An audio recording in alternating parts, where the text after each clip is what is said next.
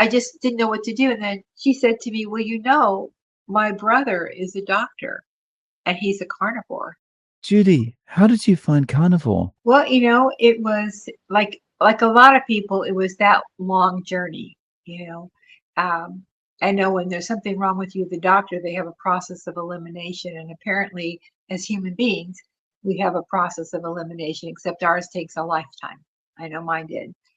And I had tried over the years, starting as a kid, there was a diet pills that everybody was taking, and nobody understood the dangers or anything of it. They just said, eat this and you won't be hungry. And then there was little candies called AIDS. Remember those? AYDS? And they were in America. And of course, you could polish off a box of that during the day and still would feel just bad about yourself. And then we tried that, but then as a result of that, I lost my appendix because if I was able to moderate, I wouldn't be trying to lose weight. I would just be this amazing person that could do everything right. So as time went on in growing up, having babies, weight comes and goes. And I remember when I was living in Hawaii, there was something, I think they called it a rainbow or whatever. And it was the big thing people were trying for diets then. And I dropped weight like crazy. But the minute we got back home, just the carbs just went crazy. It was just like, okay, we haven't had donuts in 2 years. Let's go have the entire store. So it was just, it felt like to me like a runaway train. And I know a lot of women feel that. We're just going like, I get up every day and I had become almost apathetic about it. It was like I'm eating good foods. I never did, recreational drugs. I never was a drinker, never was a smoker. And I would hear myself tell my body, I'm giving you good food. Figure it out. Okay? Figure it out. I'm not the mathematician inside of me. You are. That didn't work. So, over the years, the bad eating resulted in I got to say goodbye to my gallbladder. That was my next thing.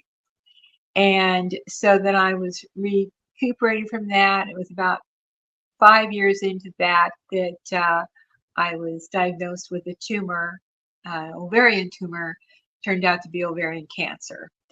And that was just through the grace of God. They caught it right in time. It had not spiked on the outside, and I was okay. But when you look at the dental problems I've had and the physical problems I've had, and if I go back through the list of stuff, of course, if they'd saved those parts, they could have built a brand new me. I would have started that me on Carnivore. But you have all these things that happen to you in life, and again, you're on that runaway train, and you're going, I don't know how to make this work. And so we did. My mom and I used to go to Weight Watchers, and learn that a sliver became a slice, and a slice became a slob. And then there was Jenny Craig, where I would carry home bags and bags of food, enough for the whole week. And of course, I would eat the desserts and, you know, deal with the food later. So uh, it just wasn't, somewhere in my mind, I knew this just was not sustainable. It's just, I couldn't afford, to keep just buying my food someplace else and have somebody fix it for me. What I was paying for food at these different places, I probably could have hired somebody to cook for me. So when uh, when all these things failed, I had tried. There was a diet guru who was very popular, and I had tried uh, her method of, don't eat until you hear the growl. So of course you're always looking for the growl because everything around you looks good because you're hungry. So I did that. I did drop 50 pounds during that time. Apparently my growl was working. And then I had the surgery for the ovarian cancer, and then I um, started slowly, just gaining the weight back up again. And I think it's probably just a combination with everybody of just trying, failing, struggling, gaining apathy, comforting myself with whatever was close by. And, I mean, you can quit almost any habit, but you can't quit eating. I mean, that's it. You will die. But there's this frustration that comes in when you really are trying to do the best thing for yourself and you don't know how. I mean, it's just my husband, he's thin like you, and he goes, what do you eat? And he didn't mean it in a mean way. He just was like, I live with you. We work together. Unless your computer is emojiing calories into you, I don't know why you're gaining weight. So, um, just kind of struggled with that for several years. And there was a lot of travel involved, a lot of moving. If I had known Laura Spath, I could have seen what she ate on the road during those days. And I work in the entertainment industry. I have for 45 years. And nothing's more frustrating than being the roundest person in the room. Okay. Everybody else has got somehow or other have mastered this. And I remember the TV show Gunsmoke, and there was Kitty who was in she was the town hall girl. And they came out, I remember as a kid, they came out with a diet that she was doing where she just ate candy canes. So, I was a kid. Well, I was willing to try anything because I was just so tired of being around. And then a couple of years ago, um, I said, I'm just gonna I'm just gonna do calories. Well, I'm not a math person, and after a while the numbers would just leave my head and I'd have to walk around writing the numbers down. And I thought this is like labor intensive. I don't want to do this. So then I thought, well, you know what? What if I do intermittent fasting and drinking the water? So I had all the apps put on my phone and it was dinging every now and then telling me it's time for you to drink. It's time for you to do that. And that felt, I don't know, I didn't see any results from that. So then I thought, you know what? I'm going to go vegetarian. That'll do. Now, over a process of this time, I had suffered terrible attacks. One time it took me 8 months to get well of diverticulitis. I don't know if it's litus or lotus, but whatever, it hurts. And I just did not know what I was eating. And the irony was, they tell you to stop eating all these gut cleaners, nuts and fruits and all that. Stop and just calm it down, then enter it into your diet slowly. And I'm going like, that's like the bowl of M&Ms and only one of them is poison. I didn't understand. How can I eat, the same thing that gave me misery? I must not have done the math right. So, and then during that time, we had a client who died suddenly from diverticulosis. So that was really sad, really sad. And I thought, well, how do I get this under control? So again, I'm traveling in that runaway train and I'm actually trying all these things. I'm actually literally dedicated to everything I did.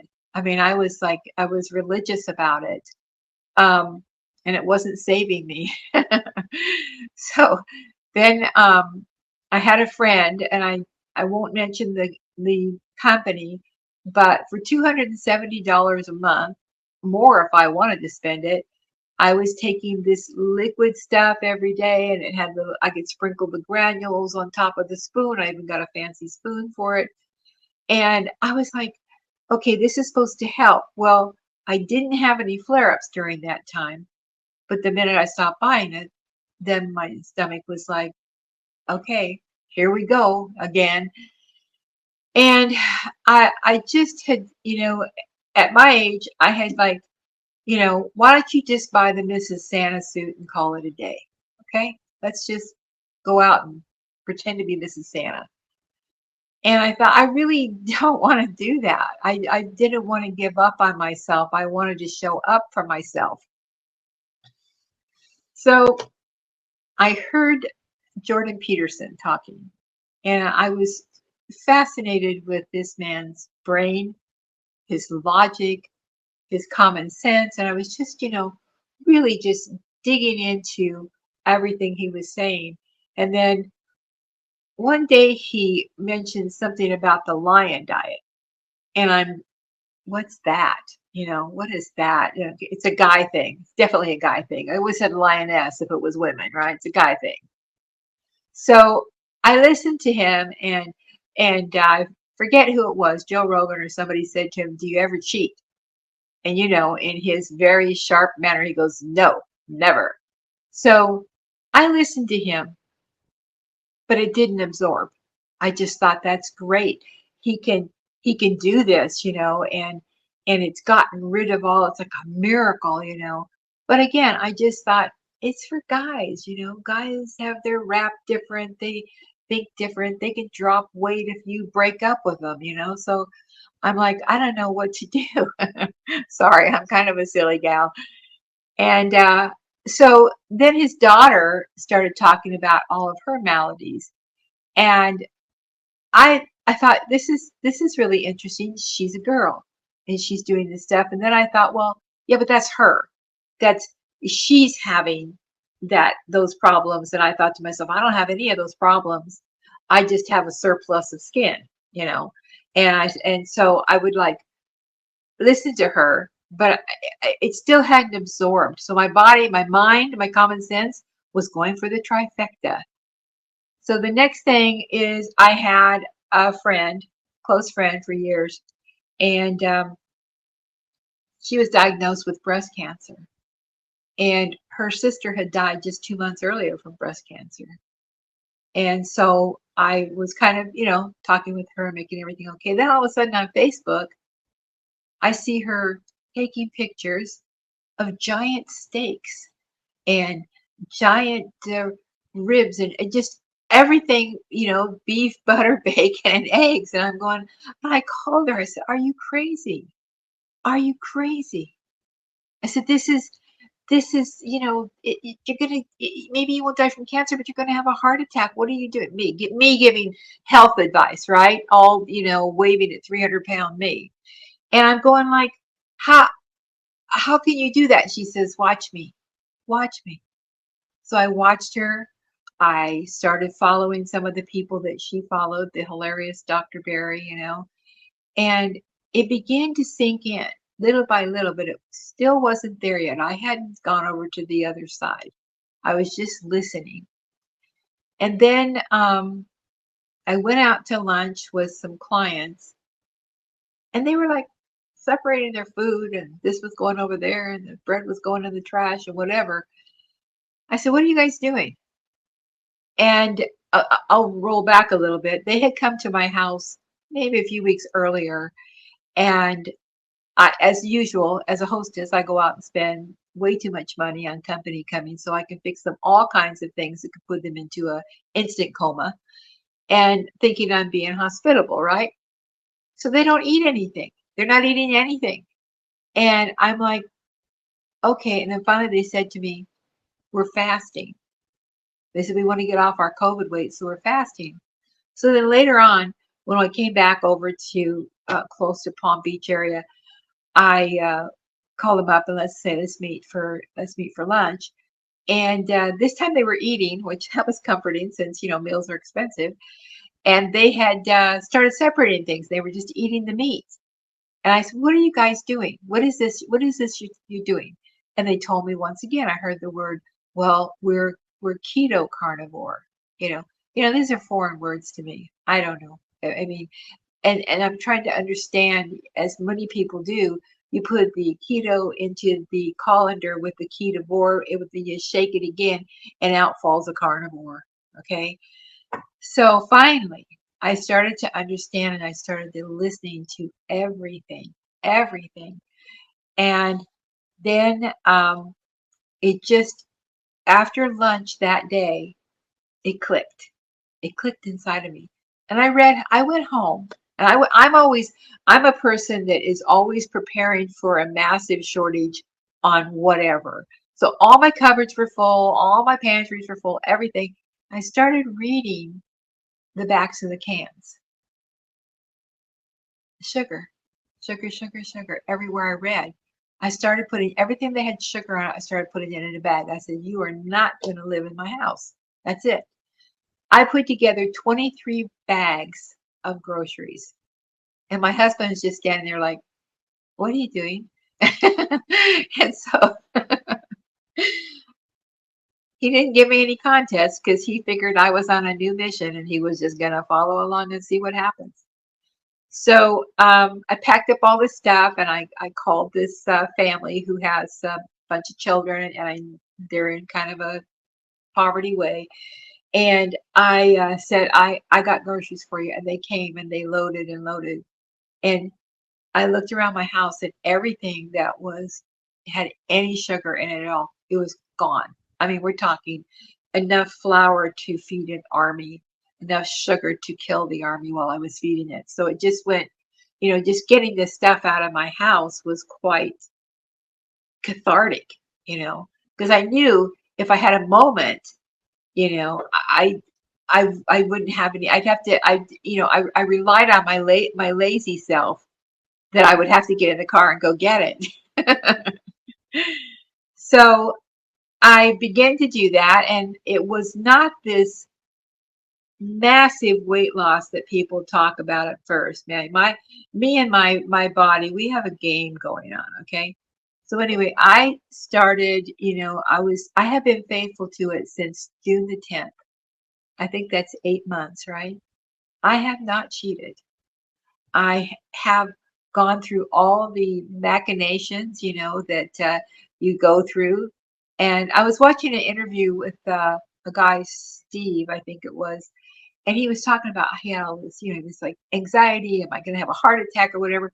And I will say to you, yes, when you first go through the first month of it, everything you learned about the food that you're eating that you think will kill you, this will come to you in the night while you're trying to sleep. It'll start telling you how you've done everything wrong. This is awful. This is deadly. And I'm thinking, my logic kicked in and I said, this cannot be because I'm listening to these other people. And I made sure that I listened to doctors, not just people pontificating all over the place, because it's funny and scary at the same time. So I started carnivore cold turkey. Even though I had heard Jordan, I had heard my friend Barbara, I had listened to my other two clients, and I said, you know what? I'm just going to jump in. What's the worst thing that can happen? I'm 77 years old. I'm thinking it's been a good run. So nobody has been telling me to put down that donut. Matter of fact, it's almost celebrated in this house. So I thought, I'm just going to give this a shot. I'm going to do my very best. And I have been not touched anything. Well, the next thing that you fear is your 6-month blood test.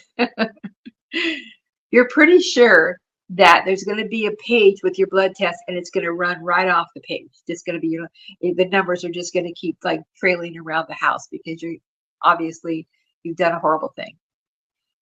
And so I was telling my friend that we had dinner with, I said, yeah, that's the one thing that I'm fearful of is having to take the beating from my doctor, and have high blood pressure and thyroid, and they give me 2 different kinds of heart thing for metropitol, which by the way, I'm no longer on. And so that's good. And also, I just didn't know what to do. And then she said to me, well, my brother is a doctor and he's a carnivore. I said, angels sang at that point, I said, are you kidding? She says, no. She said, reach out to him. He has a consultation fee. And I thought, I don't care what it is. It's worth it to have somebody sit down with me and explain everything that I just did to my body and how I'm going to do, And so I've had 2 blood tests now since I did that. My A1C started out with 6.2, is 5.3. I am no longer insulin resistant. I do not have inflammation. My ankles don't swell.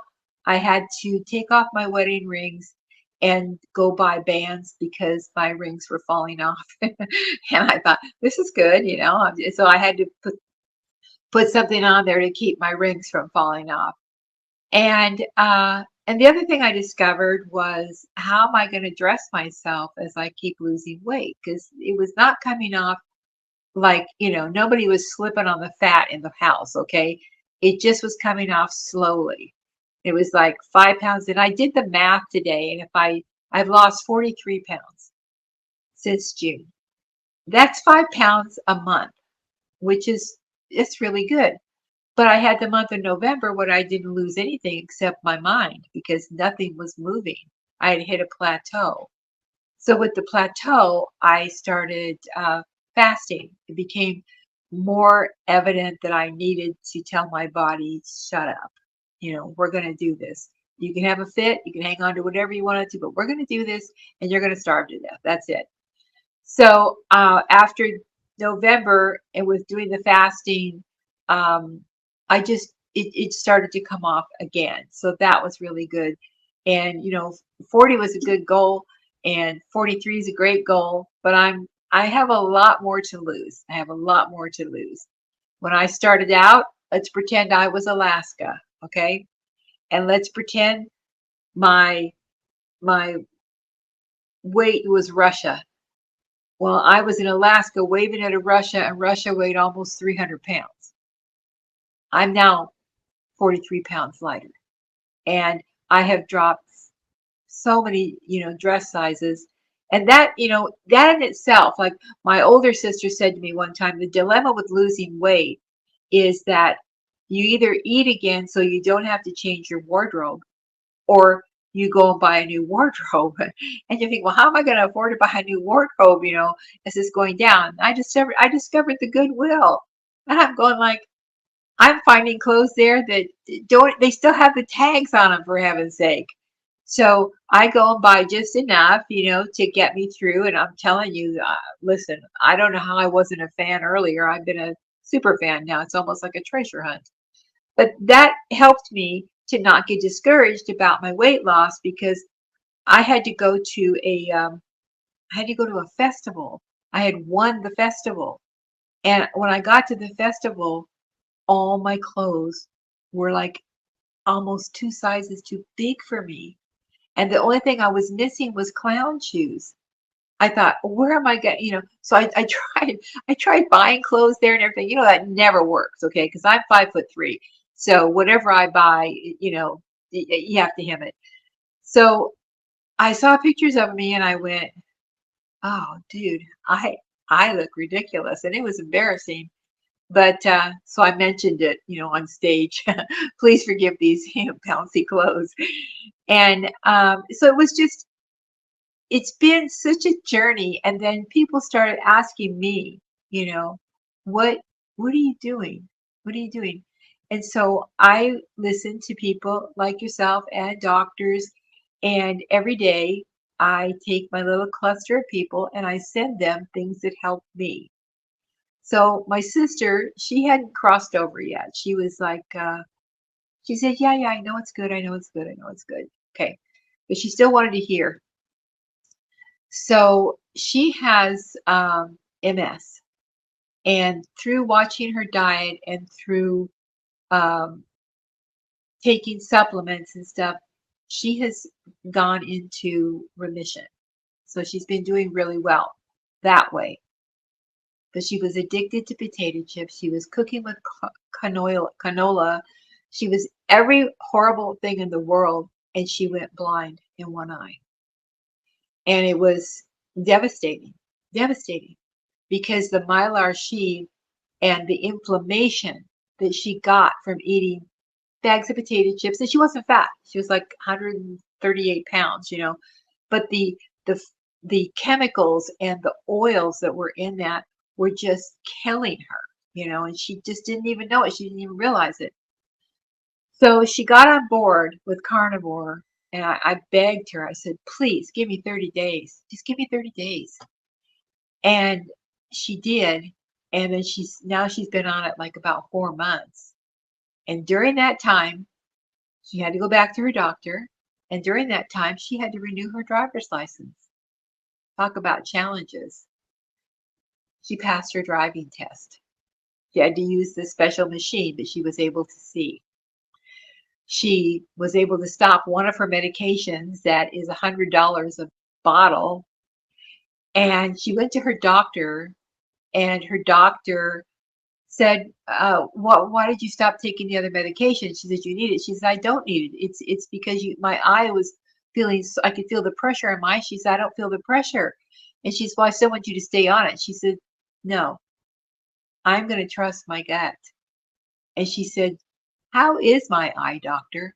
And you know what the doctor said? It's better.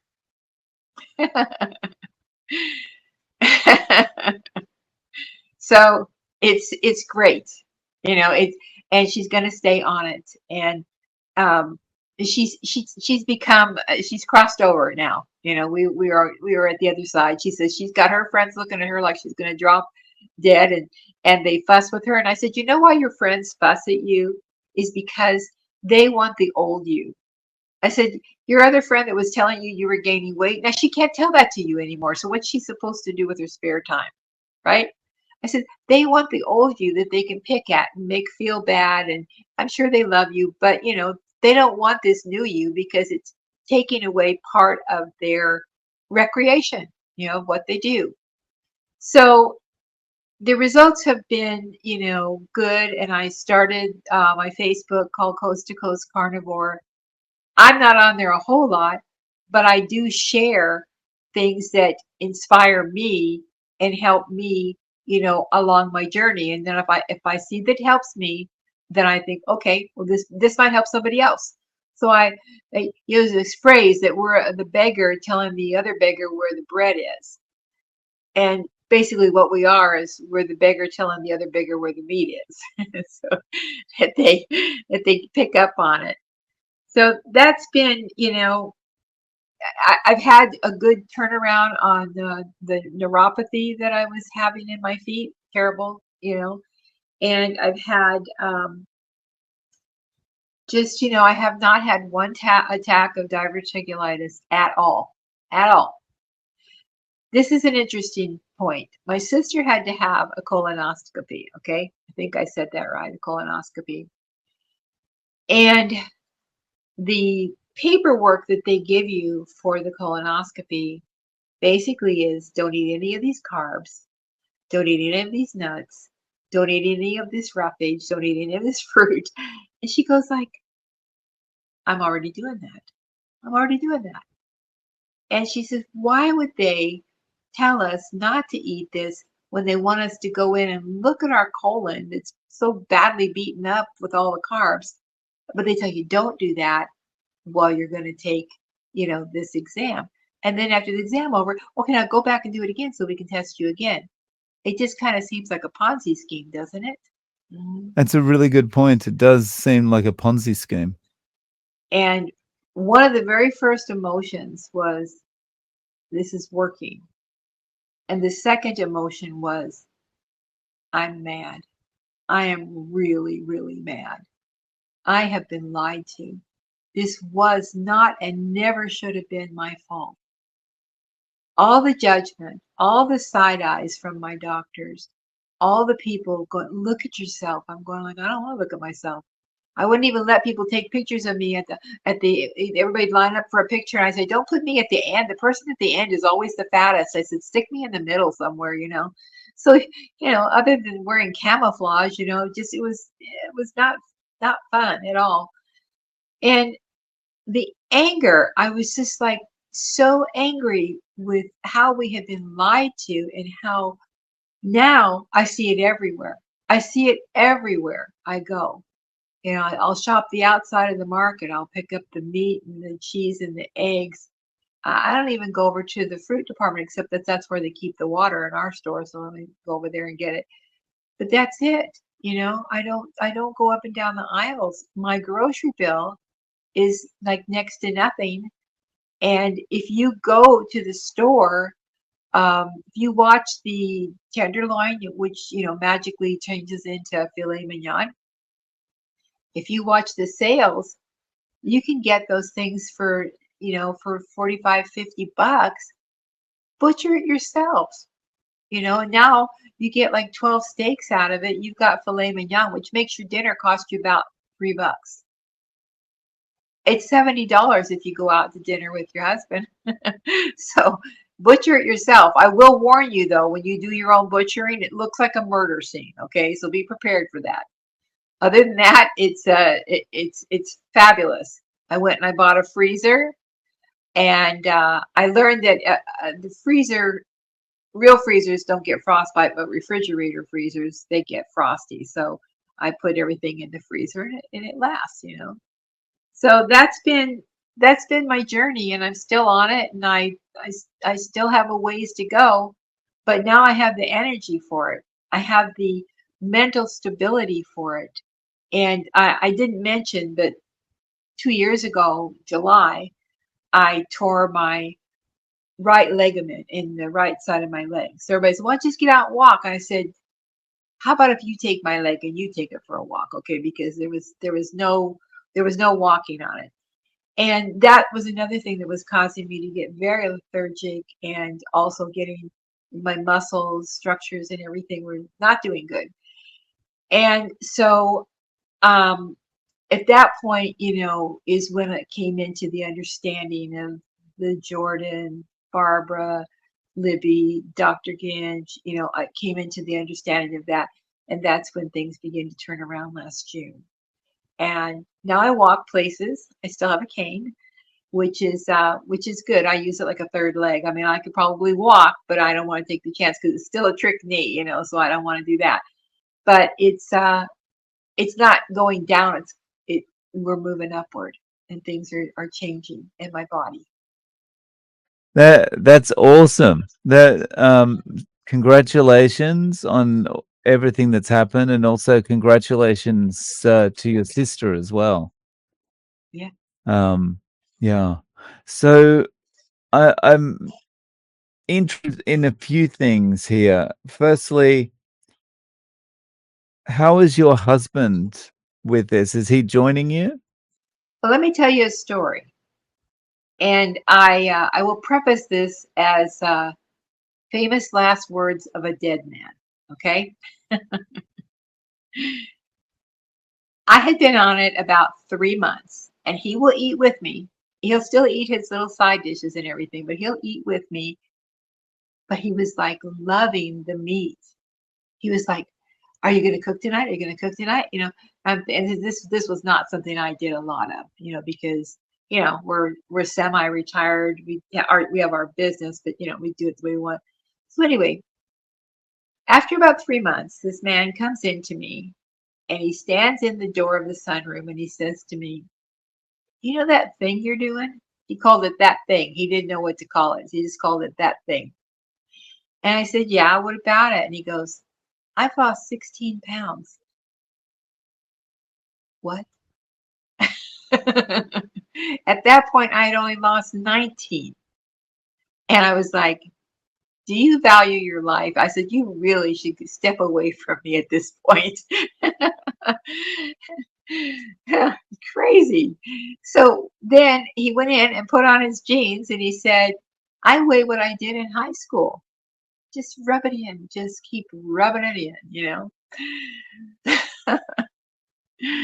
So, yes, his A1C is coming down. It's not into the level that I want it yet, but it is lower. If I could keep him away from King Donuts, world would be great. But he's listening to me, and he's listening to all of the tapes and everything, and he is actually following along at his own pace. And the one thing I would encourage anybody about this way of life is to do not be a foghorn, okay? Be a lighthouse. No one's going to listen to your yak yak. They're going to watch what you do. And that light is going to hit them eventually, and they're going to get saved. They're going to change their life around because they want what I have. And I want them to have it. And the beauty of this that I have found in everybody I watch, let's just call it 95%, okay? Y'all have nothing to sell. You're not selling us programs. You're not selling us you're selling us t-shirts. That's fun. But you're not saying you're the only program, that you're the only way, that you're it. You just go, no, I just want to help you. I just want to help you. I want you to feel better. I want you to live. And like Dr. Barry says, it don't make us bulletproof and it don't make us live forever. But if we can have the quality of life until the very end, you know, that's good. My mom was almost 102. My grandma was 101. I don't think I would have made it to that age, because they didn't have fast food. I did. So I think that I'd rather be a lighthouse and tell people, yeah, all your fears are real, but they might not be true. And when my sister calls me, she says, I almost ate a whole thing of butter. Am I okay? Am I okay? Am I okay? And I'm going like, I'm going to send you the link about the doctors talking about butter. Don't take my word, take their word. And so that's what you do. You just send them back to the source because you're not the source. You're not a doctor. The only body that you're in charge of is your own. 100%. Just as you're talking there, one of the things that I think is so good to emphasize is, um, you're talking about your husband's A1C, and it's not at the level that you want to yet, and that kind of thing. It's getting down, but it's not at the right level. It's like this whole thing is also about taking back control. You're able to go, what's healthy for me? I don't need to go to the doctor and have a doctor tell me you got to get this down. Here's some medication to do it. You're able to kind of work with your diet and say to your husband, just keep going. You're getting it down. That's great. It just seems so in control and so empowering. You're off the runaway train. You're off of it. And I forget who was talking about it, if it was Chafee or if it was Barry, I don't know. But there's on YouTube, there's a thing called ice cream and Alzheimer's. I was very, very nice when I showed him that. Okay. But he likes to have that little cup of ice cream at nighttime with a few chocolate chips on it. And I said, you can have it. I said, here, watch this while you're eating it. I wasn't being mean. He stopped putting chocolate chips on his ice cream. What is it like having a carnivore doctor? It's amazing. All my fears, because I gave myself my own fears of what I've been told by big pharma, big food, and big government. I had all them living in my head already. Okay.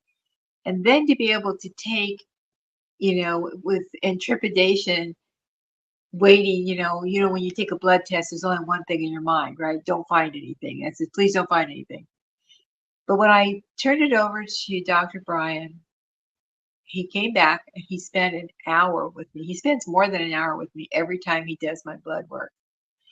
And he said, so comforting of what my blood work, what this actually meant. Because when I was started out with the land doctor, I was 6.2 A1C, and he said you'll be 100 years old before you get 6.5. Well, what are you talking about? I I learned that at 6.2, I was already damaging my kidneys. I was already full of inflammation. I was already not even hardly to turn over in bed because nothing wanted to cooperate. And I said, and he thinks that's okay. Well, with Dr. Brian, he said, this is what's happening, and you're getting this down. And now I want you to try this, that's going to help you get rid of that. And that has been so comforting to know that I'm taking it from my tribe, you know. I'm hearing it from one of the tribe leaders that said, I'm not going to kill you. You're not going to kill you. You're going to do the very best that you can so you can live as long and prosper, as they say. It's so nice to hear that your doctor is spending that much time with you as well. Because when I was a kid, that's what I remember about doctors. Sure, you had to wait a longer time in the waiting room to see the doctor, but when you got in there, they actually cared and they actually asked questions to try and work out what was going on and propose a solution based on your answers. But that tends not to happen anymore. No, I forget who said it, but I kind of wish I was a dog because every time I take my dog to the vet the next day, they call to see how my dog is. I'm going like, I want a doctor like that. So it's very frustrating, because you feel left out to hung out to dry. You know, here's what it is. Sorry. And they don't explain anything to you. And it's scary no matter how old you get, it's scary, and then you blame yourself. Did I do this to myself? Am I going to die? Yes, not today, but yes, eventually. So you have all these fears, and to go to a doctor that says, okay, let's make this train ride fun. Let's make it as comfortable as we possibly can and healthy as you possibly can. And you're going to drive. You're going to drive the train. You go like, what? It's scary, but it works. It works. Nothing I've ever tried worked. This works. And just that comment there, that brings me back to something you said earlier. Um, you were talking about, the different diets you were doing and how it always felt like there's something wrong with this. This is not going to keep me full. I'm not going to be able to do this. And that reminds me of myself when I've dieted in the past. All the different diets, I felt like it's just not going to work. I'm going to try my best, but I can already feel that I can't sustain this. But then when you go on to something like keto or carnivore, that changes. And suddenly you feel like this feels like the way I should have been doing it. Mhm. Hmm. That's exactly right. When all the other diets, they come to an end. You hit your goal. Everybody weighs 120 pounds or 5'7". Everybody hits their goal, right? The perfect size. And then you go, okay, now I can eat. Yay! See you in a year. I'll be back. With the carnivore lifestyle is it's an ongoing, it's something that's inside of you, and it's nurturing you, and it's giving you everything that you need to live. You don't need carbohydrates to live. You don't need sugars and stuff like that. You can live without bread, but you can't live without meat, and you can't live without water for a long time. So it's giving you everything you need, and you go like, well, gosh, I just ate half a cow, and you go like, I'm good. I don't want dessert. I don't want any of that stuff. I used to end up in the ER because I would eat so much ice cream and sugar that my heart would start racing. And let me tell you how mean the ER is, okay? One night I decided that I was going to eat a big bowl of cherry ice cream, right? And I did, and it was so good that I ate another one, right? So then in the middle of the night, when my body should have been asleep, it was jammed full of sugar. And everything started to race. The whole room started to spin. My husband rushed me to the hospital because it's the big one, Elizabeth. No, I had oversugarized myself. And the nurse said to me, what did you eat? Now, isn't that something every doctor should be asking you? What did you eat? you know. So I said, well, what did you eat? And I said, well, let's just call it a half a gallon of cherry ice cream. And she looked at me and she said, you're not 5. And I went, you're right. I'm not 5. That's something a kid would do, not a woman, you know. So those were hard lessons. Early on, I forgot to mention, early on I had tried the Atkins diet, way back, maybe more than 20 years ago. I had tried that, and I had gone down to almost zero carbs, even though I didn't understand what a carb was. I said, I don't know what a carb is, but I know I'm supposed to eat them. So I did that. And then my granddaughter had a birthday party at my house, and it was a sleepover. I'll be darned if I didn't help them, kill a box of ding dongs. And it happened to me again. All that sugar rushed into me. The room began to spin and the whole thing. And I was like, what the heck have I done? And that's what it was. I just thrown so much sugar into my body. And my sister and I were talking, and even though like she's like the mini girl of the family and I'm the medium sized girl of the family, both of us have the same taste buds and DNA. And we would, if we had candy, something like a chocolates or something like that, we both had to go eat cheese or grab a piece of meat. We had to level out because we could feel the sugar spiking, even though we weren't diabetic, but we could feel the sugar spiking inside of us. And so we'd go like, oh, we need a slow burner. Where's the slow burner? And we'd go grab a piece of cheese or a piece of meat. Now we know what happened to us.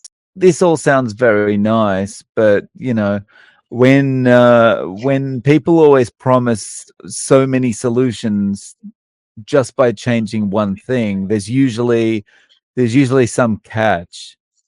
I want to get started, but what's the catch? What would you say to them? The catch is you'll get healthy. That's your catch.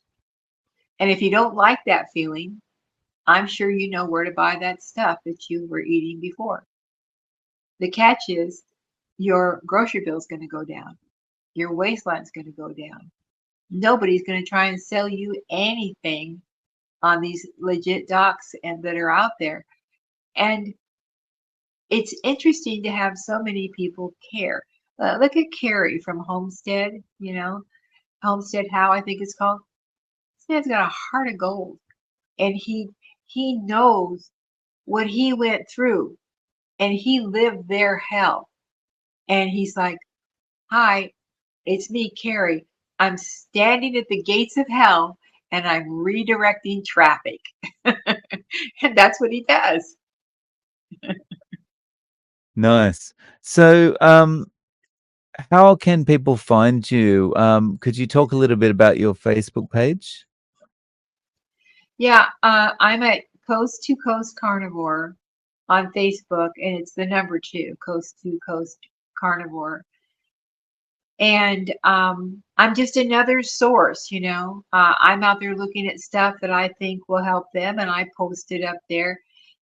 I'm open to questions. I'm not a doctor, but if they want to know how I responded to it, I'll tell them what I responded to and how, you know, um, how that my weight loss. I wish the 43 pounds looked like this. Boom, down. I wish it looked like that. It didn't, and it doesn't. It goes up a couple pounds because it hates me, and then it goes down 3 pounds, and then it goes another pound down, and then it goes up 2 pounds, and then it goes. I guess it's hormones, although I don't think I have any anymore. But my body just decides to play teeter totter with me, but I don't care because at the end of the month, I look at my chart. That's what I've used to keep myself from not being sad. At the end of the month, I look at the chart and I go like, I lost weight. I could have, I could have gained weight because I'm really good at that, but I didn't. I lost weight. So I always answer anybody that texts me. They, through the Facebook, I answer them. Again, remember, we're just one beggar telling the other beggar where the beef is. Well, I'll make sure I link to that below.